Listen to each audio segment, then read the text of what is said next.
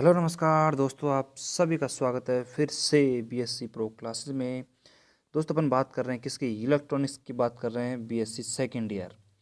तो यहाँ पे देखो अपन बात कर रहे हैं यूनिट नंबर फर्स्ट की, और चैप्टर नंबर फर्स्ट है हमारा परिपथ विश्लेषण एवं जाल प्रमेय, और क्लास नंबर 6 है हमारी। दोस्तों पिछले लेक्चर में यानी कि क्लास नंबर 5 में हमने क्या पढ़ा था? हमने पढ़ा था चतुर टर्मिनल जाल के प्राचल, एच पैरामीटर, वाई पैरामीटर और जेड पैरामीटर। ठीक है, तो कल वहाँ पे हमने उनको बिल्कुल डिटेल से देख लिया था, क्या उनके समीकरण होते हैं, प्राचल समीकरण। और मेरा निवेदन आपसे ये है कि देखो आज का जो टॉपिक है हमारा वो है जेड से वाई प्राचल में संबंध, जेड से एच प्राचल में संबंध और वाई से एच प्राचल में संबंध। तो 3 क्वेश्चन आज हम करेंगे। तो 3 में से 2 हम करेंगे, एक आपको होमवर्क मिलेगा और आप आंख बंद करके कर दोगे उस सवाल को। इतना सिंपल है, इतना ईजी मेथड है और बिल्कुल सिंपल है। ठीक है, और बहुत ही जल्दी खत्म हो जाएगा। आज का लेक्चर बहुत ही छोटा होने वाला है, ये मान लो आप 30 मिनट का लेक्चर होगा हाईएस्ट देखा जाए तो देखो सबसे पहले अपन उन क्वेश्चनों को पढ़ने से पहले आप क्या करो कि जो हमने चैप्टर वो अपने H parameter, Y parameter, Z parameter पढ़े थे, उनके जो प्राचल समीकरण मैंने आपको बताए थे 5 से 6, बोलो अपनी 5 से 6 इक्वेशन आई थी, तो उनको आप रिवीजन करो एक बार। क्या करो, उसका रिवीजन करो, और उस इक्वेशन का अपन यहाँ पे काम लेने वाले हैं, इसलिए मैं आपको वो याद करने की बोल रहा हूँ। ठीक है, तो अपन क्या करते हैं, देखो स्टार्ट हो जाते हैं अपन अब। और स्टार्ट होने के साथ साथ में अपन क्या करते हैं, देखो ध्यान से देखना आप। सबसे पहला जो क्वेश्चन है हमारा वो रहेगा, और एग्ज़ाम में क्या है कि ये आते रहते हैं क्वेश्चन, तो इसलिए यहाँ पे इनको कराना थोड़ा सा हमारा फ़र्ज़ बन जाता है। और मैंने कल भी समझाया था आपको, आज भी समझा रहा हूँ। चैप्टर नंबर फर्स्ट का ये पार्ट नंबर फर्स्ट आज खत्म हो जाएगा, और पार्ट नंबर सेकंड है हमारा जाल प्रमेय, उसको अपन थोड़ा सा आज बता देंगे कितनी क्या प्रमेय हैं, कौन कौन सी प्रमेय क्या हैं, कैसे करेंगे। और मैं आपको बता दूं कि 4 नंबर का चैप्टर नंबर फर्स्ट है, और यूनिट नंबर फर्स्ट में 4 नंबर का चैप्टर दूसरा है। ठीक है, तो 4 नंबर यहाँ से आएंगे, 4 नंबर वहाँ से आएंगे।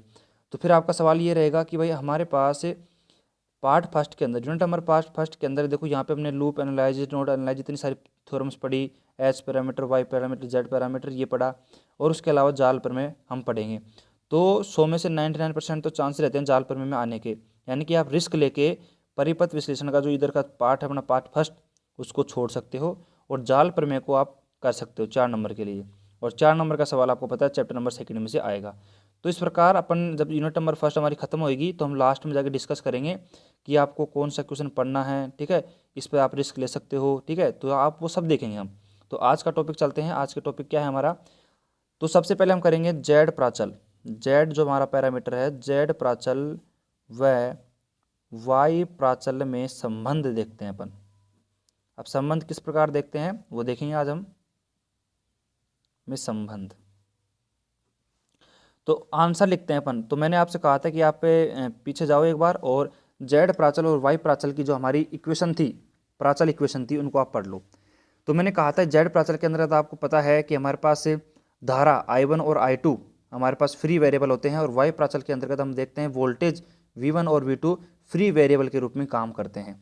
ठीक है, ये कॉन्सेप्ट आपको पता होना जरूरी है। इसका नाम क्या है, खुला परिपथ प्रतिबाधा प्राचल, इसका नाम है लघु पतित प्रतिबाधा प्राचल। क्यों है इनके नाम, आपको पता होने चाहिए, क्योंकि अपन यहाँ पे धारा की बात करते हैं। यदि ओपन सर्किट में बात करते हैं तो देखो करंट जीरो हो सकती है, यदि लेकिन यहाँ पे बात करते हैं वाई प्राचल में तो वोल्टेज कब जीरो होगा, वोल्टेज तभी जीरो होगा जब दोनों सर्किटों को अपन आपस में जोड़ देंगे, मिला देंगे, तभी हमारे पास लघुपतित सर्किट होगा। तो दोनों कॉन्सेप्ट को आपको बिल्कुल शानदार तरीके से समझ लेना है। एग्जाम में आपसे कोई नहीं पूछेगा, लेकिन आपकी नॉलेज के लिए आपसे कोई पूछ ले कि जेड प्राचल वाई प्राचल में जो हमारे पास इसका नाम खुला परिपथ है, इसका नाम लघु परिपथ है, क्यों है, तो आपकी वहाँ पर रेपुटेशन बन जाएगी, इमेज बन जाएगी अच्छी सामने वाले के दिमाग में। तो अब चलते हैं इसका सॉल्यूशन करते हैं। और यहाँ पे देखो सबसे पहले अपन यहाँ पे दोनों का संबंध देखते हैं। तो हम देखो एक या तो जेड प्राचल की सहायता से कर लो या वाई प्राचल की सहायता से कर लो, दोनों की सहायता से करेंगे अपन, और जो टर्म्स अपन लास्ट में निकालेंगे वो हमारे पास दोनों के बीच में संबंध को प्रदर्शित करेगी। तो यहाँ पे अपन वाई प्राचल की सहायता से निकाल लेते हैं। देखो हम जानते हैं, देखो बिल्कुल बिल्कुल सिंपल मेथड है, बिल्कुल आप देखना यहाँ पे। देखो वाई प्राचल के मान, अब मैंने आपको वाई प्राचल के मान के लिए बात करते हैं यहाँ पे अपन। ठीक है, वाई प्राचल के मान के यानी कि हमारा जो संबंध आएगा अपन निकालेंगे वो y के रूप में निकालेंगे। ठीक है, तो हम जानते हैं, देखो हम जानते हैं y प्राचल के मान के लिए बात करते हैं हमारे पास। तो सबसे पहले अपन बात करते हैं वी नो दैट, हम जानते हैं। और हम क्या जानते हैं, हम जानते हैं। और यहाँ क्या है कि अपन एक लाइन खींच लेते हैं बीच में, इसलिए कैलकुलेशन अपन इसी पेज में हो जाए ये अपन आशा करते हैं। हम जानते हैं वी नो दैट, हमारे पास जो जेड प्राचल है उसका जो समीकरण होता है क्या होता है, जेड प्राचल समीकरण से। तो जेड प्राचल समीकरण आपको पता होना चाहिए। इसके अंदर अगर हमारे पास जो धारा होती है वो क्या होती है, फ्री वेरिएबल होती है। तो V1 equal to Z11 I1 plus में Z12 I2, V2 equal to हमारे पास होगा Z21 I1 प्लस में Z22 I2। समीकरण नंबर 1, समीकरण नंबर 2। कुछ भी नहीं करना, आगे क्या करना है, समीकरण 1 व 2 को क्रेमर नियम में लिखने, क्रेमर नियम की सहायता से, क्रेमर नियम की सहायता से आव्यूह रूप में लिखने पर, यानी कि मैट्रिक्स रूप में लिखने पर, आव्यूह रूप में लिखने पर। तो देखते हैं, इसको अपन नीचे कर लेते हैं थोड़ा सा और देखते हैं कैलकुलेशन क्या होती है हमारी। तो हमारे पास देखो ये हमारे पास हो जाएगी वोल्टेज की मैट्रिक्स V1 V2। यहाँ पे हो जाएगा हमारे पास इम्पीडेंस की मैट्रिक्स Z11 Z12 Z21 और Z22। हमारे पास हो जाएगी इम्पीडेंस की मैट्रिक्स। ये हमारे पास हो जाएगी करंट की मैट्रिक्स I1 और I2। तो ये हमारे देखो ये हमारे पास हो जाएगी वोल्टेज की matrix is equal to Z की मैट्रिक्स और इनटू में आई की मैट्रिक्स हो जाएगी। सही बात है कि नहीं, बिल्कुल शानदार तरीके से। और यहाँ पे अपन बात करते हैं, अगर इम्पीडेंस की मैट्रिक्स जेड की बात करते हैं तो हमारे पास क्या आती है, हमारे पास आती है Z11 Z12 Z21 और Z22। तो मेरे हिसाब से यहाँ तक आपको कोई प्रॉब्लम नहीं होनी चाहिए। बिल्कुल ईजी तरीके से मैंने आपको बिल्कुल शानदार तरीके से समझाने की यहाँ पे कोशिश करी है। अब देखो अगर यहाँ पे अपन इसको, हमारे पास जब मैट्रिक्स फॉर्म में है, इसको अगर अपन सारणिक रूप में लिख दें, सारणिक रूप में लिखने पर, तो सारणिक रूप में अपन यहाँ पे देखो ये क्या है, हमारे पास है जेड है। तो सारणिक रूप में क्या होता है, डेल जेड आता है। तो डेल जेड का अपन यहाँ पे मान निकालें तो किस प्रकार निकाल सकते हैं, देखो Z11 Z12 Z21 और Z22। ठीक है, यहाँ पे अपन मान निकालेंगे तो हमारे पास क्या जाएगा, देखो ध्यान देखना, Z11 Z22 Z11 Z22 minus का Z12 इंटू Z21। तो क्या मेरे हिसाब से आपको डेल जेड का जो मान है वो आपको यहाँ पे समझने में कोई दिक्कत नहीं होगी मेरे हिसाब से तो।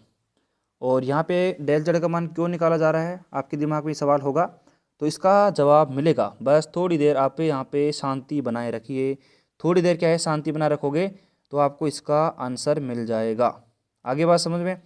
तो हम बात करते हैं यहाँ पे देखो सारणिक के रूप में। ठीक है, तो हमारे पास डेल जेड का मान आ गया हमारे पास। ठीक है, समीकरण नंबर इसको 3 अपन ने नाम दे दिया है। उसके बाद अपन देखते हुए प्रथम सारणी की बात करते हैं, फर्स्ट सारणी की बात करते हैं। और डिटरमिनेंट ऐसे कुछ बोलते हैं इसको ना, सारणी को इंग्लिश में पता नहीं, देख लेना आप उसको। तो प्रथम सारणी की बात करते हैं हमारे पास, तो डेल 1 की बात करते हैं। तो डेल 1 आपको पता है कैसे निकालेंगे, वही लूप एनालाइसिस प्रमेय को याद करो, मैंने वहाँ पे आपको बताया था।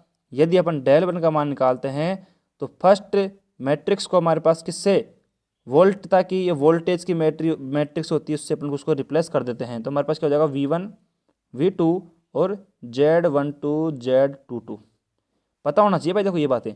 उसके बाद में हमारे पास डेल 1 का जो मान आएगा वो आएगा हमारे पास V1 इंटू Z22 माइनस का हमारे पास आ जाएगा Z12 इंटू कितना आ जाएगा, V2। सही बात है कि नहीं है। तो यहाँ पे ये आ गया। अब बात करते हैं अपन इसी प्रकार द्वितीय की, सेकंड सारणिक की, द्वितीय सारणिक की। ठीक है, तो हमने डेल 1 का मान निकाल लिया। उसके बाद में अपन देखो यहाँ पे द्वितीय सारणिक यानी कि डेल 2 का मान निकाल लेते हैं सीधा। तो डेल 2 बराबर क्या हो जाएगा, हमारे पास हो जाएगा Z11 Z21 और यहाँ पे V1 और V2। ठीक है, यहाँ पे अपन वैल्यू निकालते हैं तो क्या आएगा, देखो ध्यान से देखना, Z11 इंटू V2 माइनस का Z21 इंटू V1। तो मैं क्या आपसे ये पूछ सकता हूँ कि हम इसको इस प्रकार लिख सकते हैं क्या, माइनस का Z21 V1 प्लस का Z11 V2। ठीक है, अब आपका जवाब सवाल ये रहेगा कि यहाँ पे अपन ने इसको ऐसा क्यों लिखा है। इसका जवाब भी मिलेगा, बस थोड़ा क्या है कि आप पेशेंस रखोगे ना तो मिलेगा जवाब, सबका मिलेगा। ये क्वेश्चन नंबर, ये अपना भाई क्वेश्चन नंबर 4, ये क्वेश्चन नंबर 5 हो गई। तो यहाँ पे अपन ने डेल 1 का मान निकाला, डेल 2 का मान निकाला, और किसकी सहायता से निकाल रहे हैं अपन यहाँ पे अपन निकाल रहे हैं लूप एनालिसिस की थ्योरम की सहायता से। तो यहाँ पे अपन ने डेल 1 निकाला, डेल 2 निकाला, ठीक है, और डेल जेड निकाला। अब देखो लूप एनालिसिस में अपन करते क्या थे, आपको पता हो तो हम डेल 1, डेल 2 और डेल जेड की सहायता से अपन क्या निकाल सकते हैं, यहाँ पे I1 और I2 का मान निकाल सकते हैं। तो निकालो, एक बार निकालो, फिर उसके बाद में समझाऊंगा क्यों निकाल रहे हैं।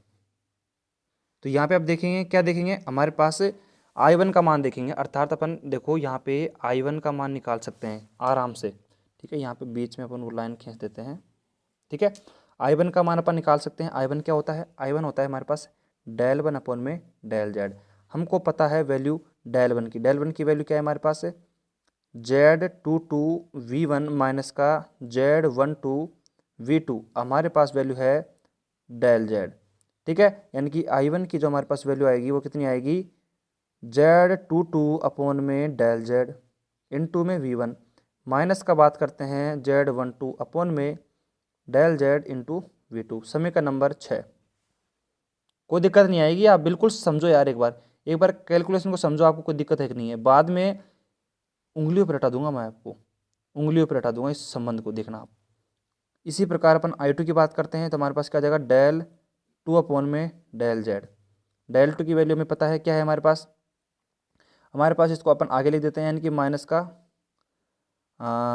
Z21 इंटू V1 प्लस का हमारे पास क्या है Z11 V2 अपॉन में डेल जेड। फिर आपको सवाल रहेगा इसको अपन आगे क्यों लिखा, अरे यार थोड़ा पेशेंस रखो, थोड़ी देर मैं बता दूंगा आपको अभी। Z21, तो यहाँ पे जेड है, ये Z21 इंटू V1 अपॉन में क्या है डेल जेड, प्लस में हमारे पास है Z11 अपॉन में डेल जेड इंटू V2। तो हमारे पास किसका मान आ गया, I2 का मान आ गया। समीकरण नंबर 6 और समीकरण नंबर 7 हमने यहाँ पे निकाल दी है, कोई दिक्कत नहीं है, बिल्कुल शानदार तरीके से। हमारे पास I1 का मान आ गया है और I2 का मान आ गया है, ठीक है। इसको अपन ब्रैकेट में बंद करते हैं, बिल्कुल एकदम शानदार तरीके से। I1 हमारे पास आ गया है और I2 हमारे पास आ चुका है।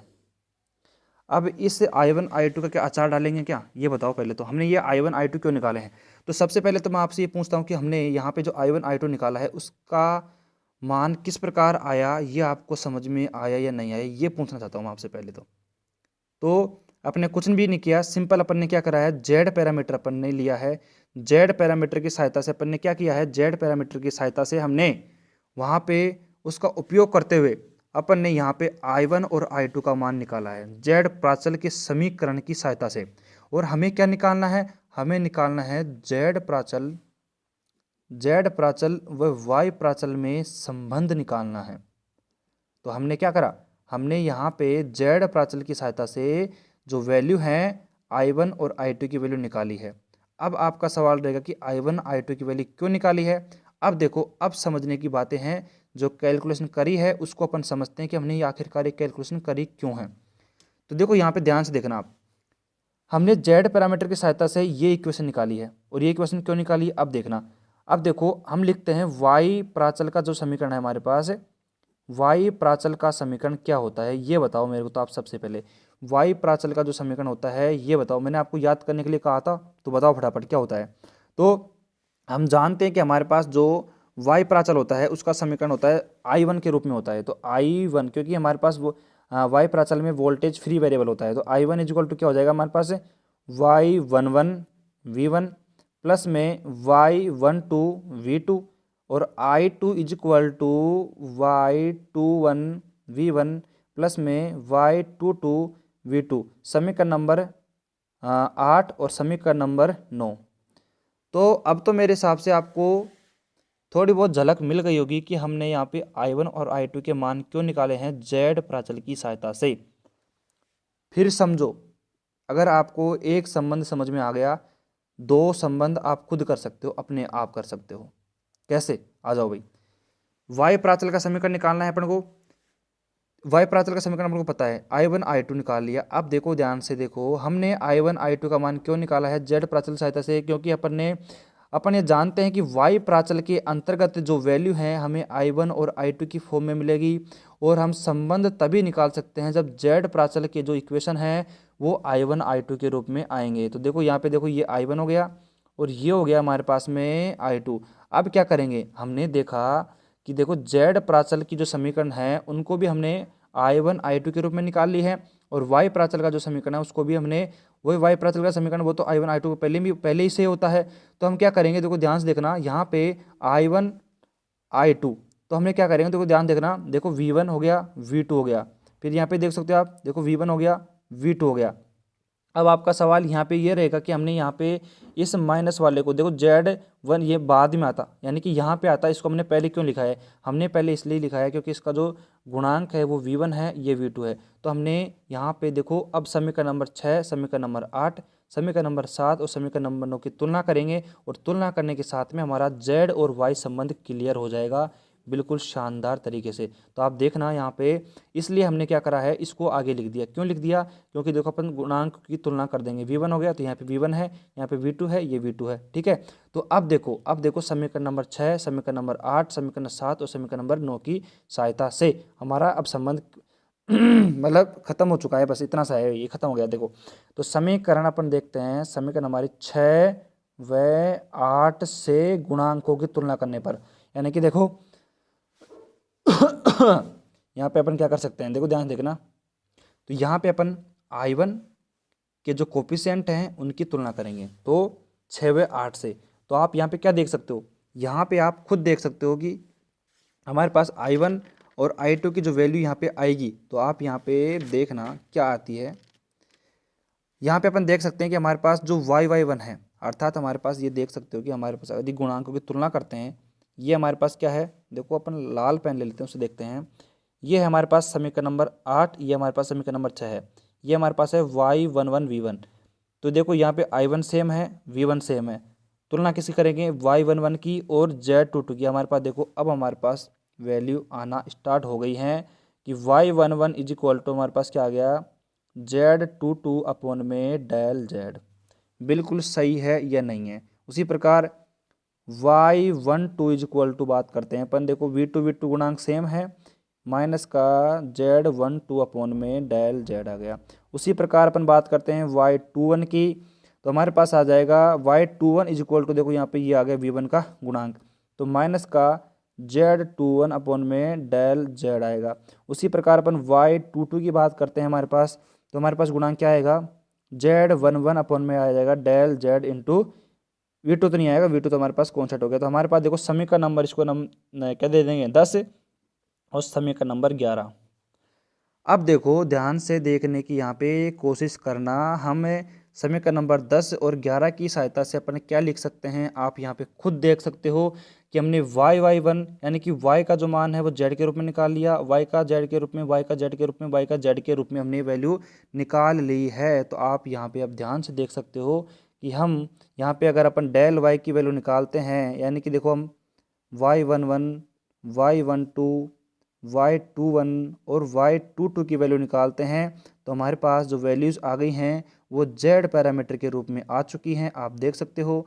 तो Z22 अपॉन में क्या आ जाएगा, डेल Z आ जाएगा, कोमा यहाँ पे माइनस का क्या आएगा, Z12 अपॉन में क्या आ जाएगा, डेल Z आ जाएगा। और यहाँ पे अपन बात करते हैं माइनस का Z21 अपॉन में क्या आ जाएगा, डेल Z आ जाएगा। और यहाँ पे Z11 अपॉन में क्या आ जाएगा, डेल Z आ जाएगा। देखो अब देखो हमने यहाँ पे शुरुआत में जब अपन ने करा था तो हमने क्या किया था कि हम Z पैरामीटर लेके चले थे, और Z पैरामीटर की सहायता से हमने I1 और I2 की वैल्यू निकाली। क्यों निकाली, क्योंकि हमें पता है कि Y के अंतर्गत, Y प्राचल के अंतर्गत हमारी जो वैल्यू होती हैं वो I1 के रूप में, I1 I2 के रूप में होती है। तो हम गुणांकों की तुलना कब कर सकते हैं, जब हमारे पास इक्वेशन या समीकरण समान हो। तो देखो यहाँ पे I1 और यहाँ पे I1, यहाँ पे I2, यहाँ पे I2, ठीक है। और देखो V1 हमारे पास सेम है, V2 सेम है, ठीक है। तो तभी गुणांकों की तुलना हो सकती है, इसीलिए अपन ने ये काम किया है। देखो आप यहाँ पे हम शुरू में Z पैरामीटर लेके चले थे, आप यहाँ पे शुरू में वाई प्राचल भी लेके चल सकते हो, वाई पैरामीटर भी लेके चल सकते हो। तो वाई पैरामीटर आप लेके चलोगे ना, तो वहाँ पे आपको क्या करना पड़ेगा, वहाँ पे आपको करना पड़ेगा वही प्रोसेस फॉलो करना पड़ेगा। लेकिन हमारे पास जो वाई प्राचल को लेके चलेंगे हम, तो वाई प्राचल को लेके चलने के बाद में हमारे पास जो समीकरण आते हैं यहाँ पे, वो V1 और V2 के रूप में आते हैं। क्यों? क्योंकि हम फिर यहाँ पे जेड प्राचल का समीकरण की तुलना करवाते हैं, और जेड प्राचल का जो समीकरण होता है V1 और V2 के रूप में होता है। तो देखो इसी प्रकार यहाँ पे अपन सेम ले सकते हैं। इसी प्रकार यदि इसी प्रकार अपन बात करते हैं, अगर अपन जेड प्राचल को लेके चलते हैं यहाँ पे, यदि सॉरी जेड प्राचल को लेके चले ही हैं, यदि वाई प्राचल को अगर स्टार्टिंग में लेके चलते, तो हमारे पास जो संबंध है वो क्या आता, संबंध आता हमारे पास डेल जेड इक्वल टू हमारे पास Z11 Z12 Z21 और Z22 इज इक्वल टू हमारे पास आता, जहाँ पे जेड है वहाँ पे अपन वाई कर देंगे, तो Y22 अपॉन में डेल वाई माइनस का Y12 अपॉन में डेल वाई माइनस का Y21 अपॉन में डेल वाई और प्लस का यहाँ पे Y11 अपॉन में डेल वाई। तो देखो आप किसी प्रकार से निकालो, अपन को संबंध निकालना है। तो आप यहाँ पे देख सकते हो कि हमारे पास जो संबंध है वाई प्राचल और जेड प्राचल के रूप में यहाँ पे इक्वेशन आ चुकी है। तो यहाँ पे अपन इस प्रकार यहाँ तक हम एग्ज़ाम में करके आते हैं, तो हमें 4 में से 4 मार्क्स मिलेंगे। तो आपको ये करना है। तो मेरे हिसाब से कैलकुलेशन में कोई दिक्कत नहीं होनी चाहिए। क्या प्रोसेस अपन ने किया है, क्यों किया है, कहाँ से लाया है, कैसे किया है, वो आपको पूरा समझ में आ गया होगा प्रोसेस। और संबंध आपको यहाँ पे दिख रहा होगा साफ साफ। हमने यहाँ पे देखो y1 यानी कि y का z के रूप में, y का z के रूप में संबंध यहाँ पे निकाल दिया है। फिर आप यहाँ पे z का भी y के रूप में निकाल सकते हो। तो वो सेम प्रोसेस है, और लास्ट में ये दोनों रिजल्ट आएंगे हमारे पास। ठीक है, या तो आप ये रिजल्ट निकाल दो या फिर आप ये रिजल्ट निकाल दो, दोनों सही हैं, कोई दिक्कत नहीं है। तो मेरे हिसाब से आपके जेड और वाई प्राचल के मध्य जो संबंध है उसको समझ में आ गया होगा। वैसे अपन क्या करते हैं, एक बार स्टार्टिंग से वापस इसका रिवीजन कर लेते हैं। 2 मिनट लगेंगे बिल्कुल शानदार तरीके से। क्यों? क्योंकि हम इसको ध्यान से इसलिए समझ रहे हैं क्योंकि जब अपन जेड और एच पैरामीटर और वाई और एच पैरामीटर अपन करेंगे, तो वहाँ पे अपन को बिल्कुल टाइम बहुत ही कम लगने वाला है। ठीक है, तो अपन इसको करते हैं, थोड़ा ध्यान से देखना आप। चलो चलते हैं। अब देखो हमारा क्वेश्चन क्या था, जेड प्राचल वाई प्राचल के मध्य संबंध निकालना था हमें। ठीक है, तो थोड़ा सा हमें दिमाग लगाना पड़ेगा यहाँ पे, थोड़ा सा अपना दिमाग इस्तेमाल करो, थोड़ा सा करो, ज़्यादा मत करो। हमें क्या निकालना है, जेड प्राचल वाई प्राचल के मध्य संबंध निकालना है। अब यहाँ पे देखो अपन वाई प्राचल के मान के लिए, यानी कि हम जो जेड प्राचल की जो समीकरण आएंगी, जेड प्राचल की जो समीकरण हमारे पास हैं, इनका जो मान है अपन I1 I2 के रूप में निकालेंगे। क्यों? क्योंकि हमने वहाँ पे लिख रखा है वाई प्राचल के मान, यानी कि वाई प्राचल के रूप में अपन मान निकालने वाले हैं इस जेड प्राचल की सहायता से।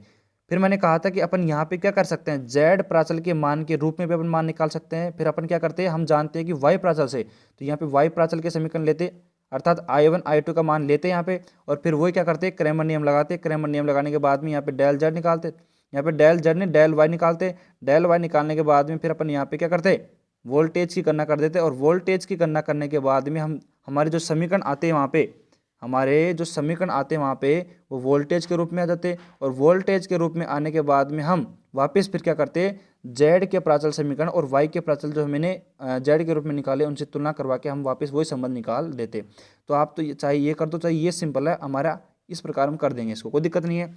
अब देखो ध्यान से, यहाँ पे समझने की बात क्या है, यहाँ पे समझने की बात ये है कि हमारे पास जो जेड प्राचल समीकरण है वो V1 V2 के रूप में है।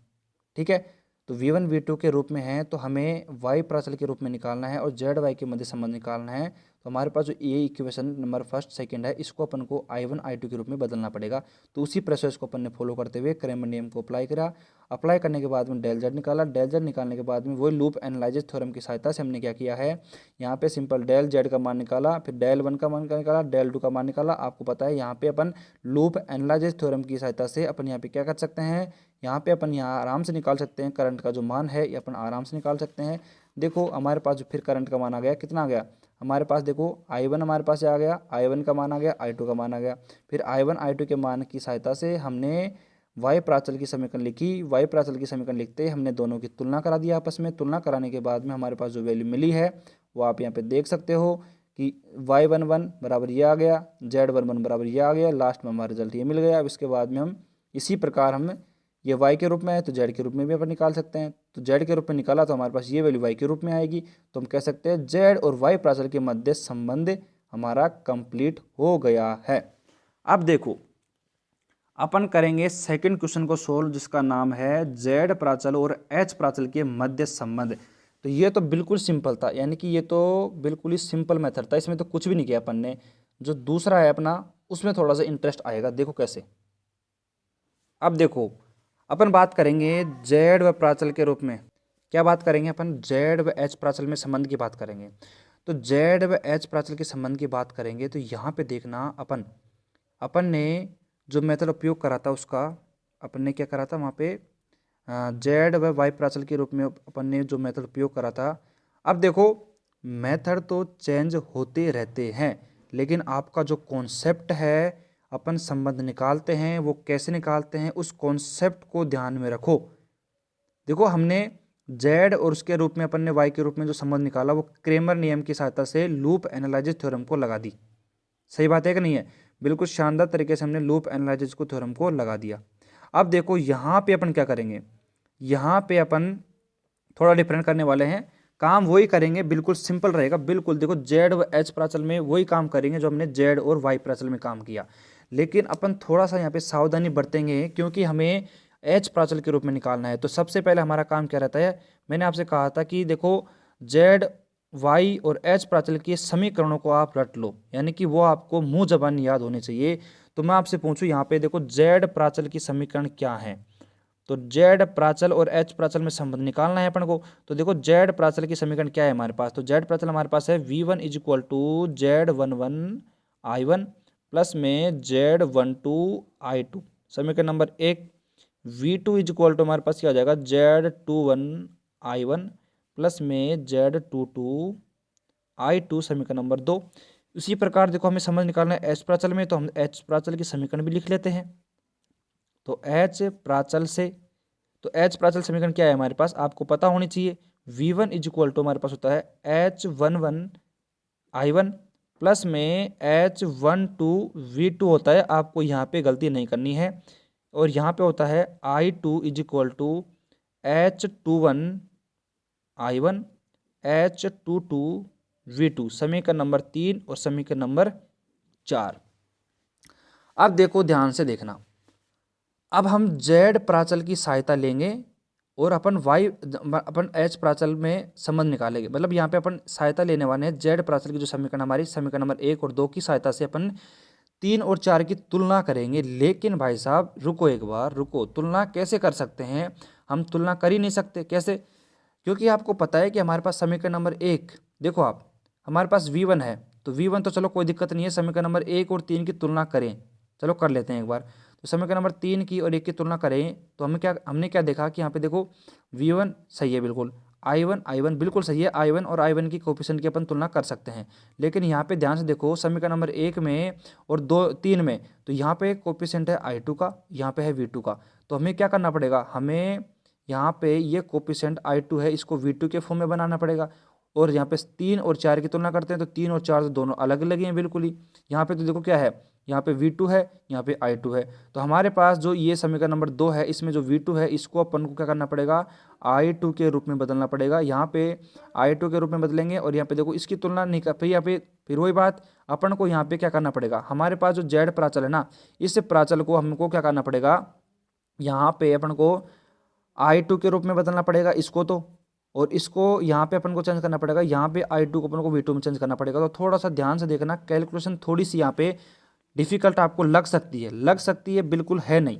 तो यहाँ पे अपन क्या करेंगे, देखो अपन को तुलना करनी है। तुलना करने के लिए हमें समान इक्वेशन हमें प्राप्त होनी चाहिए, तभी हम तुलना कर सकते हैं किसी भी गुणांक की, उससे पहले नहीं कर सकते। तो अब देखो हमारे पास जो समीकरण नंबर 2 है उसको बनाते हैं पहले i2 के रूप में। समीकरण नंबर 2 को i2 के रूप में बनाते हैं। तो देखो समीकरण 2 से इक्वेशन नंबर 2 से आप क्या कर सकते हो, ध्यान से देखना। यहाँ से अपन i2 की वैल्यू निकालते हैं। तो समीकरण 2 से अपने i2 की वैल्यू निकाली तो क्या देखा हमने कि हमारे पास समीकरण नंबर 2 क्या है, हमारे पास समीकरण नंबर 2 है हमारे पास ये रही, ठीक है। और हमें चाहिए I2 की वैल्यू। तो I2 की वैल्यू निकालने के लिए हमने क्या किया, देखो हमारे पास जो Z22 I2 है हमारे पास इज इक्वल टू हमने क्या कर दिया कि इसको भेज दिया V2 के पास में, तो V2 हो गया माइनस का Z21 I1। ठीक है, उसके बाद में हमने क्या किया कि I2 इज इक्वल टू हमने क्या कर दिया कि इस Z2 का भाग लगा, Z22 का हमने भाग लगा दिया। ठीक है, तो हमारे पास सिंपली अपन डिवाइड करते हैं तो V2 अपन में क्या आ जाएगा, Z22 आ जाएगा। ठीक है, और हमारे पास आ गया देखो माइनस का Z21 अपॉन में Z22 I1 आ गया। बिल्कुल सही है कि नहीं है? तो आप बताओ, अब देखो यहाँ पे I2 की तुलना करेंगे इस H प्राचल में। देखो यहाँ पे मैं इसको क्या कर देता हूँ, अंडरलाइन कर देता हूँ। इससे अपन जो भी इक्वेशन की तुलना करेंगे वो H प्राचल से करेंगे, यानी कि हमें इक्वेशन बनानी है वो इसी प्रकार से बनानी है Z प्राचल की। तो देखो ध्यान से देखना, हमारे पास I2 के रूप में थोड़ी बहुत बन गई है। कैसे? देखो हमें यहाँ पे I2 मिल गया है, बिल्कुल सही है। उसके बाद में हमें क्या चाहिए, I1 का गुणांक चाहिए। तो I1 का गुणांक यहाँ पे है ना, तो इसको अपन थोड़ा सा यहाँ पे क्रम में परिवर्तन कर देते हैं और माइनस का Z21 अपॉन में Z22 I1। ठीक है, अब हो जाएगी तुलना समीकरण नंबर 4 की और इसकी। देखो I2 हमारे पास है और I1 का गुणांक हमारे पास मिल गया, और हमारे पास देखो 1 अपॉन में Z22 V2। तो हमें V2 का गुणांक भी मिल चुका है। आप देख सकते हो V2 का गुणांक हमारे पास क्या है, ये रहा। ठीक है, तो इसको अपन समीकरण नंबर दे देते हैं 5। तो समीकरण नंबर 5 हमारा जो आ गया है वो I2 के रूप में आ गया है। अर्थात देखो हमारा एक काम तो कंप्लीट हो चुका है कि हमने क्या किया, जो जेड प्राचल की इक्वेशन नंबर सेकंड थी उसको हमने I2 के रूप में चेंज कर दिया। तो समीकरण नंबर 2 को हमने I2 के रूप में चेंज कर दिया। I2 के रूप में चेंज कर दिया, क्यों कर दिया? क्योंकि इसकी तुलना हम जेड प्राचल के इस समीकरण से करवा के हम किसके रूप में संबंध निकाल लेंगे। देखो हम देख सकते हैं यहाँ पे जेड और एच के रूप में संबंध निकाल लेंगे। आपको यहाँ पे साफ साफ दिख रहा होगा, जेड हो गया, ये हमारे पास एच हो गया। ठीक है, तो जेड एच और जेड के रूप में संबंध निकालने के लिए हम यहाँ पे I2 गुणांक की तुलना करेंगे। लेकिन देखो अब हमारे पास इक्वेशन नंबर जो फर्स्ट है और इक्वेशन नंबर फर्स्ट एच प्राचल में है, इनको फर्स्ट और 3 की इसकी तुलना भी हमें करानी पड़ेगी। तो इसकी तुलना कराने के लिए तो हमें क्या करना पड़ेगा, यहाँ पे जो I2 है ना, ये I2 इसको अपन को V2 के रूप में चेंज करना पड़ेगा। तो इसके लिए अपन को क्या करना पड़ेगा, जो I2 का मान हमने समीकरण 5 में निकाला है, इस I2 का जो मान है वो हम समीकरण 1 में रख देंगे और हमारी वैल्यू आ जाएगी। तो देखो इसको हम कैसे रखेंगे, यहाँ पे अपने समीकरण 1 में बिल्कुल सिंपल कैलकुलेशन है, बिल्कुल सिंपल। समीकरण 1 में अपन क्या करेंगे, I2 की वैल्यू रख देते हैं। समीकरण 1 में I2 का मान रखने पर, तो रखो मान रखने पर, तो यहाँ पे अपन वैल्यू रखेंगे तो हमारे पास क्या वैल्यू आएगी, थोड़ा सा आराम से समझने की यहाँ पे कोशिश करना। यहाँ पे देखो Z12 और ब्रैकेट में हमारे पास क्या वैल्यू आएगी समीकरण नंबर 5 से। तो समीकरण नंबर 5 से रखेंगे, देखो माइनस का क्या आएगा, Z21 अपॉन में आएगा Z22, इनटू में है I1। ठीक है, और प्लस में हमारे पास क्या आ जाएगा, प्लस में हमारे पास आएगा, देखो ध्यान से देखना यहाँ पे। तो यहाँ पे देखो अपन पूरे इक्वेशन में मान रखेंगे। यहाँ पे तो पूरी इक्वेशन तो लिखी नहीं हमने, तो पूरी इक्वेशन लिख देते हैं। हमारे पास देखो V1 is equal to Z11 I1 plus में हमारे पास समीकरण 1 को देखो, समीकरण नंबर 1 में अपन वैल्यू रख रहे हैं यहाँ पे। तो अपने क्या करा, देखो V1 बराबर हमारे पास क्या है, Z11 I1 प्लस में Z12 और I2 की वैल्यू हमने यहाँ से पुट कर रहे हैं। तो Z21 अपॉन में Z22 डॉट I1 प्लस में हमारे पास क्या है 1 अपॉन में Z22 इंटू V2। ठीक है, अब देखो इसको थोड़ा सा यहाँ पे सोल्व करते हैं अपन। तो V1 इज इक्वल टू हमारे पास क्या है, इसको सिंपल वापस लिख लेते हैं, Z11 I1 प्लस में Z12 हमारे पास है और माइनस का Z है ये 21 अपॉन में Z22 है हमारे पास, और I1 है प्लस में 1 अपॉन में क्या है Z22 डॉट V2 हमारे पास आ गया है। कोई दिक्कत नहीं है। अब देखो अपन को तुलना कैसे करनी है, देखो ध्यान से देखना। V1 इज इक्वल टू क्या आ गया, अब अपन थोड़ा सा यहाँ पे दिमाग लगाते हैं अपना, और क्या लगाएंगे, देखो ध्यान देखना। यहाँ पे Z11 है और इसका कोफिशिएंट भी आप देख सकते हो Z11 है। तो इन दोनों में से हम Z11 को कॉमन ले सकते हैं क्या, ये बताओ आप पहले। तो अपन ने क्या करा, इस दोनों में से हमने यहाँ पे क्या करा, यहाँ पे I1 को हमने कॉमन ले लिया, I1 कॉमन ले लिया। तो फिर देखो अंदर की जो कैलकुलेशन उसको करते हैं। यहाँ पे Z22 हमारे पास क्या आ जाएगा, एलसीएम आ जाएगा। तो Z22 हमारे पास क्या आ गया, एलसीएम। ठीक है, तो यहाँ पे एलसीएम आ गया। उसके बाद में देखो ये क्या हो जाएगा, देखो यहाँ हो जाएगा Z11 इंटू Z22, फिर माइनस का रहेगा, फिर माइनस का हो जाएगा ये। तो हमारे पास ये क्या हो जाएगा, देखो Z12 से मल्टीप्लाई होगा इससे Z21 से, और फिर प्लस में हमारे पास क्या बचेगा, देखो Z12 अपॉन में Z22, देखो ये रहा, और इंटू में V2। ठीक है। अब देखो ध्यान से देखना, हमारे पास जो वैल्यू होती है आपको पता हो, अगर डेल जेड की अगर वैल्यू निकाली थी अभी पिछले ही समीकरण में, पिछले ही सवाल में, तो आपको पता है यही होती है Z11 Z22 माइनस का Z12 Z21, ये वैल्यू होती है हमारे पास डेल जेड की। तो यहाँ पे देखो V1 में हम वैल्यू पुट करते हैं, V1 इज इक्वल टू हमारे पास डेल जेड अपन में Z22 I1 प्लस में Z12 इंटू V2। समीकरण नंबर आप 6 को ध्यान से देखो, मज़ा आ जाएगा आपको समीकरण नंबर 6 को देखते ही। कैसे? क्योंकि हमने ध्यान से देखो जेड प्राचल की जो समीकरण नंबर 1 थी उसके अंतर्गत हमने क्या रखा, I2 का मान रखा। I2 का मान रखते हमने क्या देखा, हमारे पास वैल्यू मिल गई हमें। अब H प्राचल की समीकरण नंबर 3 की तुलना समीकरण नंबर 6 से अपन करवा सकते हैं। कैसे? देखो V1 सही है, I1 का गुणांक सही है, V2 का गुणांक बिल्कुल सही है। यानी कि अब हमने क्या कर दिया, जो जेड प्राचल का समीकरण नंबर फर्स्ट था उसको हमने परिवर्तन करके एच प्राचल के समीकरण के फॉर्म के रूप में हमने इसको बना दिया। अब देखो ध्यान से, अब आएगा मज़ा। क्या आएगा? अब आएगा मज़ा। और ध्यान से देखना, हमारी जो मेहनत है वो सफल होने वाली है। अब कैसे? क्योंकि देखो हम ध्यान से देख सकते हैं यहाँ पे एच प्राचल की, और यानी कि समीकरण नंबर, देखो यहाँ पे इसको अपन नीचे कर लेते हैं, ये ऊपर हो गया। अब देखो ध्यान से, समीकरण नंबर 3 और समीकरण नंबर 5 की, समीकरण नंबर 5 की नहीं, समीकरण नंबर 6 की होगी। समीकरण नंबर 3 की और समीकरण नंबर 6 की आप तुलना कराओ एक बार, तो देखो हमारे पास क्या वैल्यू आएगी, ध्यान से देखना।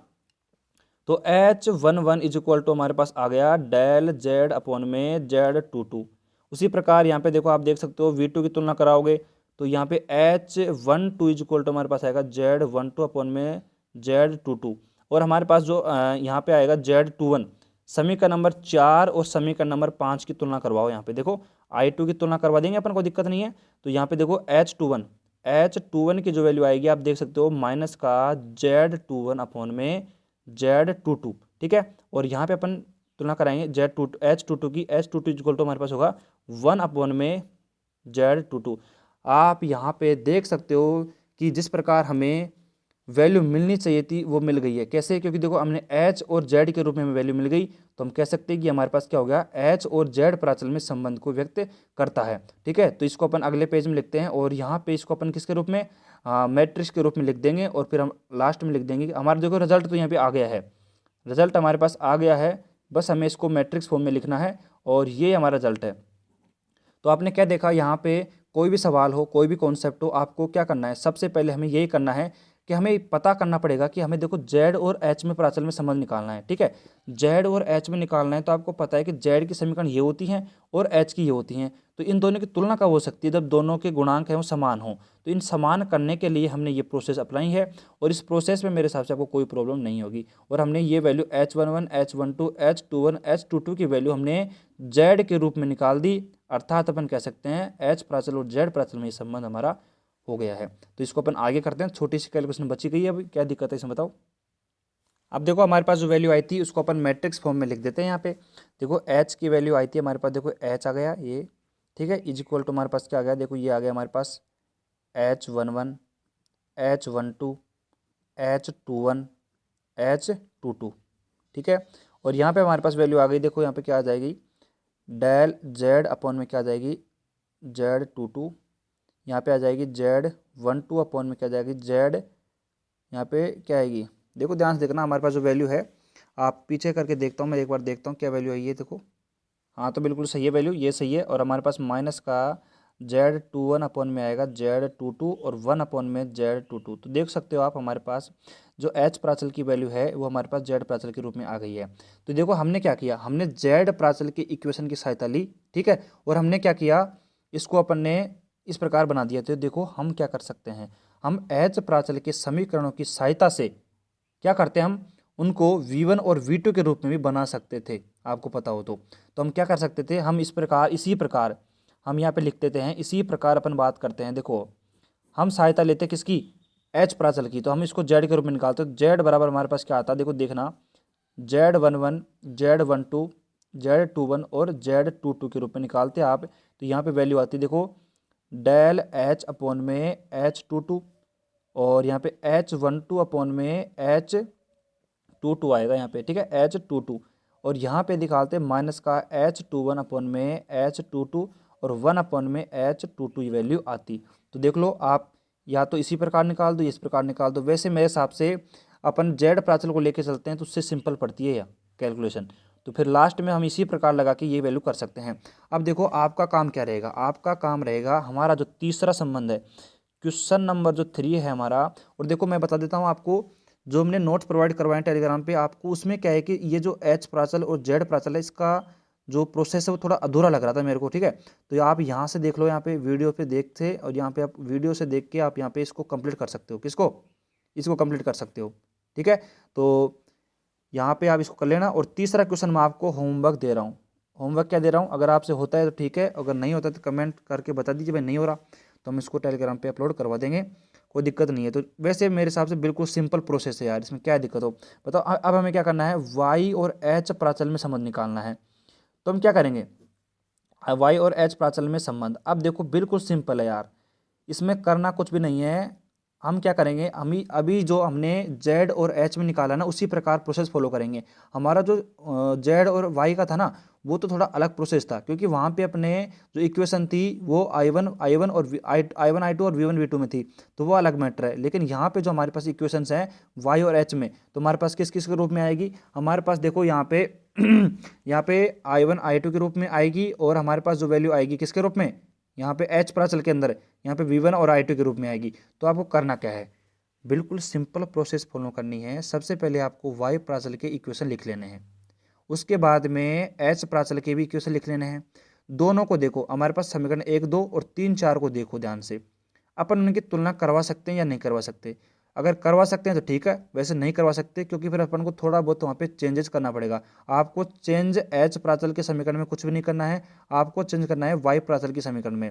तो वाई प्राचल के जो समीकरण है वहाँ पे हमें कौन सी वैल्यू चाहिए, आप उसी समीकरण वाई प्राचल की जो समीकरण है उसी में कुछ बदलाव करके, हम जिस प्रकार हमने यहाँ पे एच और जेड प्राचल के मध्य संबंध में कुछ परिवर्तन करा था हमने, उसी प्रकार आप यहाँ पे भी जो वैल्यूज हैं इसकी वाई प्राचल की, उसको अपन को V1 और I2 के रूप में लाना पड़ेगा, ठीक है। तो देखो आप यहाँ पे थोड़ा सा मैं आपको हिंट दे देता हूँ कैसे। देखो हमारे पास देखो एच प्राचल, हमारे पास वाई प्राचल की इक्वेशन क्या होती है, I1 इज इक्वल टू हमारे पास क्या होता है, यहाँ पे Y11 और V1 होता है, और Y12 और यहाँ पे हो जाएगा V2, और यहाँ पे I2 इज इक्वल टू अपन बात करते हैं क्या हो जाएगा, Y21 और V1 और Y22 V2। ये तो होता है हमारे पास समीकरण नंबर 1, समीकरण नंबर 2, ठीक है। उसी प्रकार अपन यहाँ पे बात करते हैं एच पैरामीटर की, तो एच पैरामीटर की इक्वेशन क्या होती है, V1 इज इक्वल टू अपन बात करते हैं यहाँ पे H11, और यहाँ पे आता है हमारे पास I1, और यहाँ पे अपन बात करते हैं हमारे पास आता है H12 और V2 आता है हमारे पास, और यहाँ पे आता है I2 इज इक्वल टू अपन बात करते हैं, इसको ऊपर कर देते हैं थोड़ा सा अपन, I2 is equal to H12 sorry 21 I1, और यहाँ पे अपन बात करते हैं H और क्या है 22 और V2, ठीक है। तो समीकरण नंबर 3 और समीकरण नंबर 4 हमारे पास ये आ जाएंगी, ठीक है।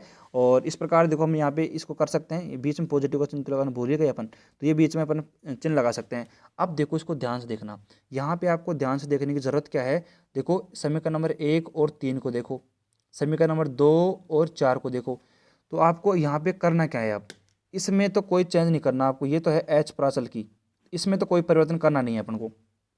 यहाँ पे अपन क्या करेंगे, समीकरण नंबर 1 में V1 की वैल्यू निकालेंगे, V1 की वैल्यू निकालेंगे ना, तो इसी प्रकार देखो हमने Z और H में निकाला था, उसी प्रकार हमने V1 की वैल्यू यहाँ से निकालेंगे, और V1 की निकाल के आप देख सकते हो, फिर सॉल्यूशन करोगे ना आप, तो आपकी वैल्यू यहाँ पे समीकरण नंबर 3 के बराबर आ जाएगी। तो इस प्रकार आप ये कर दो। उसके बाद में हमें क्या करना है, देखो ध्यान से देखना, हमारे पास यहाँ पे I2 है, I2 के अंदर देखोगे आप तो ये I2 पहले से है, कोई दिक्कत नहीं है। अब यहाँ पे देखो बिल्कुल सही है, V1 की तुलना यहाँ पे देखो V2 तो सही है। अब अपन को करना क्या है, यहाँ पे समीकरण नंबर अपन को 2 में अपन जो V1 की वैल्यू निकालेंगे वो समीकरण नंबर 2 में रख देना, जो वैल्यू फिर किसके रूप में आ जाएगी, I1 के रूप में आ जाएगी। अतः फिर हमारे पास दोनों फर्स्ट समीकरण, थर्ड समीकरण और फोर्थ समीकरण हमारे पास आ जाएगी किसके रूप में, V1 I2 के रूप में, बिल्कुल सेम कोफिशिएंट के साथ में। तो तुलना करा देना, फिर तुलना करवाने के बाद में वाई और एच प्राचल के मध्य संबंध आ जाएगा। ये होमवर्क आपका रहेगा। मेरे हिसाब से आप अगर इसको ऊपर जो अपन ने किया था इसको अगर आप देख के सेम टू सेम अगर काम यहाँ पे करोगे तो आपका 100% ये हो जाएगा। और मैं आपसे कहता हूँ कि हमारे पास जेड जी प्राचल, हमारे पास तीनों प्राचलों में जो संबंध है इंपॉर्टेंट क्वेश्चन है, आ सकता है। अब देखो हमारा ये पार्ट नंबर फर्स्ट कंप्लीट हो गया है। आज क्लास नंबर 6 थी हमारी, ये क्लास नंबर 6 में हमने जो इलेक्ट्रॉनिक्स है उसका चैप्टर नंबर फर्स्ट का पार्ट फर्स्ट किया है। अभी तो चैप्टर फर्स्ट कंप्लीट नहीं हुआ अभी, चैप्टर फर्स्ट का सेकंड पार्ट है, उसके अंदर अपन बात करेंगे थ्योरम्स की, जाल प्रमेय की। देखो हम थोड़ा सा आपको एक शॉर्ट नोट्स बनवा देते हैं। देखो वैसे अपन बात तो कल ही करेंगे इसकी, लेकिन थोड़ा बहुत मैं आपको बता देता हूँ अपन क्या क्या पढ़ेंगे, किस प्रकार पढ़ेंगे, कैसे पढ़ना है, क्या कौन सा क्वेश्चन पढ़ना पड़ेगा, कौन सा नहीं पढ़ना पड़ेगा।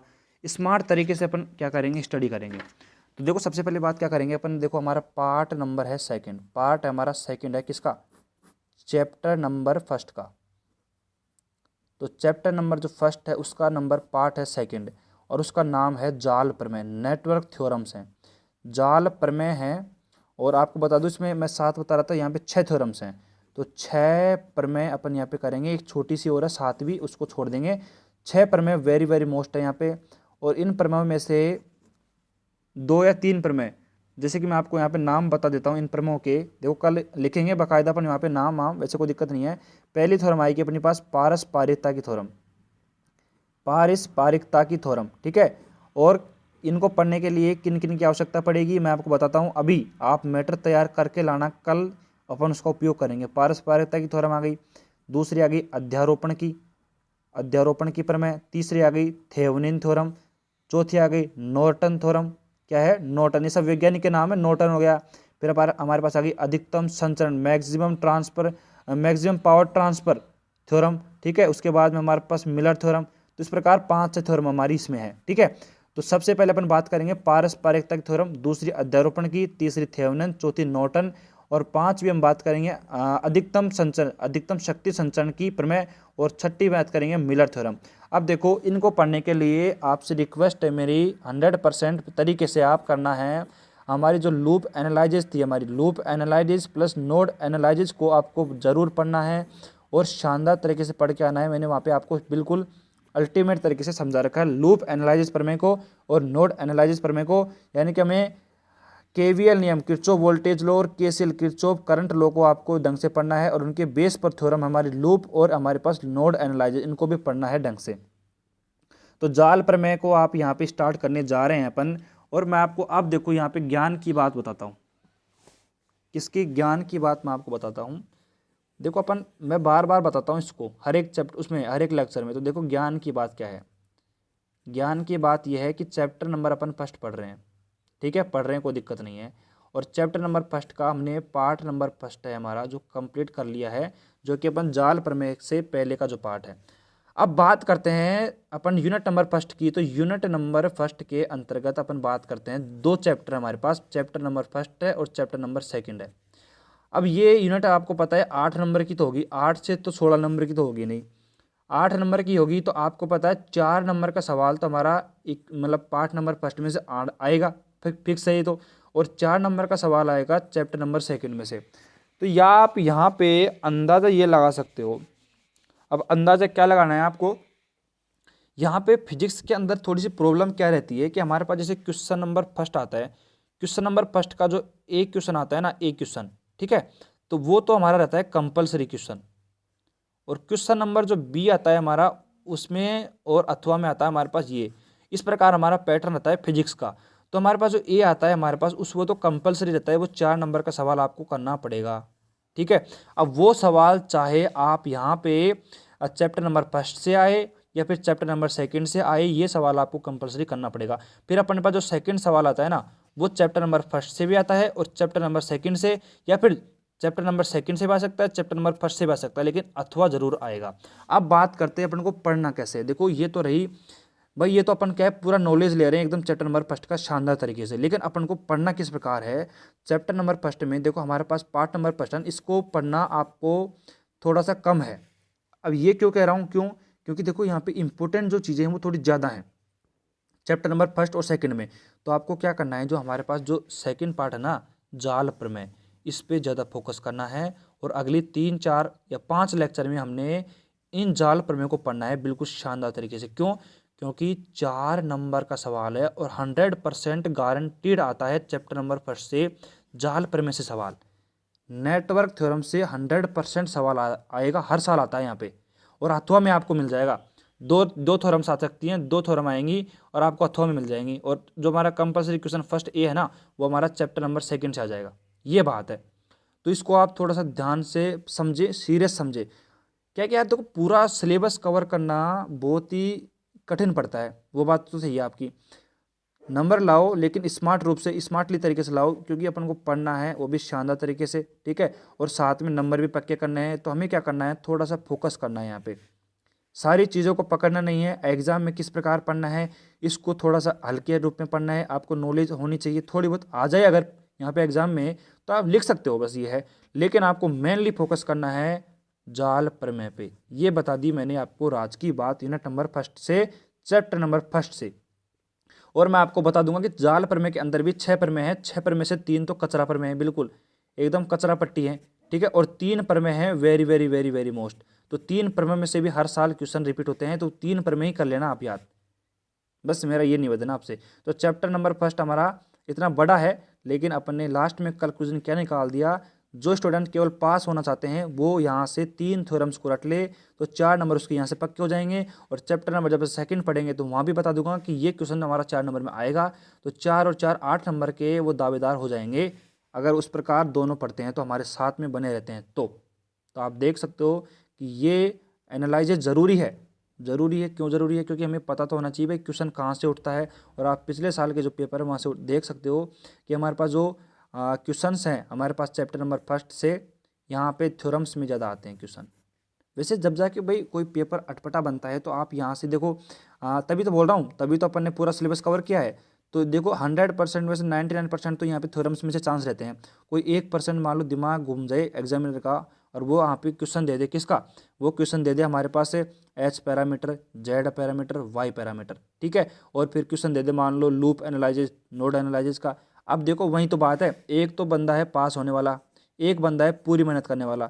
तो फिर वहाँ पे जो पूरी मेहनत करेगा ना उसको वहाँ पे बेनिफिट मिल जाएगा, और जो पास होने के लिए जिसने थ्योरम्स पढ़ी थी वहाँ पे रह जाएगा। तो भाई देखो अगर ज़्यादा मेहनत करोगे तो आप यहाँ पे देख सकते हो हमको संभावना ज़्यादा रहती है नंबर लाने की, ठीक है। तो ज़्यादा मेहनत करोगे ज़्यादा नंबर आएंगे, कम मेहनत करोगे तो कम नंबर आएंगे। लेकिन क्या पता कम मेहनत में भी ज़्यादा नंबर आ जाए, चांसेस बनते हैं कि नहीं बनते इसके, तो बनते हैं। इसलिए देखो जो इंपॉर्टेंट थ्योरम्स हैं उनको तो आपको करनी ही है, और साथ में ये जो अपन ने पढ़ा है उसको तो आप हल्के से रिवीजन में रखो यार। क्या है इसमें बताओ, एक बार रिवीजन करने से पूरी चीज़ें समझ में आ जाएगी। अभी तक अपन ने ऐसी कोई चीज़ नहीं पढ़ी जिसमें अपन को दिमाग लगाने की आवश्यकता हो, शुरू से लेकर अभी तक। यहाँ पे क्या है, देखो मैं एक बार वापस रिवीजन करता हूँ स्टार्टिंग से। अपन ने क्या पढ़ा, बेसिक पढ़ा था शुरू में, तो थ्योरम्स पढ़ी थी, उसके बाद में अपन ने केसीएल केवीएल पढ़े, लूप एनालाइज पढ़ी, नोड एनालाइज पढ़ी, उसके बाद में हमने क्या करा, आंतरिक बिंदु परिचालन बिंदु पढ़ा, उसके बाद में प्रतिबाधा पढ़ी, उसके बाद में हमने पढ़ा परिचालन बिंदु प्रतिबाधा, उसके बाद में हमने पढ़ा चतुर्थ टर्मिनल जाल का प्राचल, जेड प्राचल, वाई प्राचल और एच प्राचल, फिर उसके बाद में हमने संबंध देख लिए। तो देखो ये तो बिल्कुल कचरे थे एकदम, इसलिए तो बोल रहा हूँ ये जो कचरा सवाल हैं ये कभी कभार एग्जाम में आते हैं, चांसेस बनते हैं थ्योरम्स के। तो देखो इतनी चीज़ें मैं आपको बता रहा हूँ, क्यों बता रहा हूँ, क्योंकि आपके 4 नंबर का सवाल है, ठीक है। तो हम मिलते हैं अगले वीडियो लेक्चर में, और थ्योरम्स को करेंगे स्टार्ट अगले वीडियो लेक्चर में। और पहली थ्योरम हमारी पारस्परिकता की थ्योरम सारी करेंगे अपन, लेकिन मैं आपको बता दूंगा कि, और थ्योरम्स बिल्कुल सिंपल है। और मैंने आपको कहा लास्ट में और कह रहा हूँ, इसको समझने के लिए आपको लूप एनालाइसिस और नोड एनालाइसिस दोनों पढ़ के आनी है। दोनों पढ़ोगे ना तो देख सकते हो आप लूप एनालाइज, नोड एनालाइज तैयार हो जाएंगे, और इनके साथ साथ में इनको पढ़ने के लिए आपको नोड और लूप दोनों पढ़नी पड़ेगी। बस अब मिलते हैं अगले वीडियो लेक्चर में और भी शानदार तरीके से, अल्टीमेट तरीके से। तो पढ़ते रहियो और क्या करियो, नंबर प्राप्त करते रहिए, ठीक है। तो चलिए अब मिलते हैं अगले वीडियो लेक्चर में।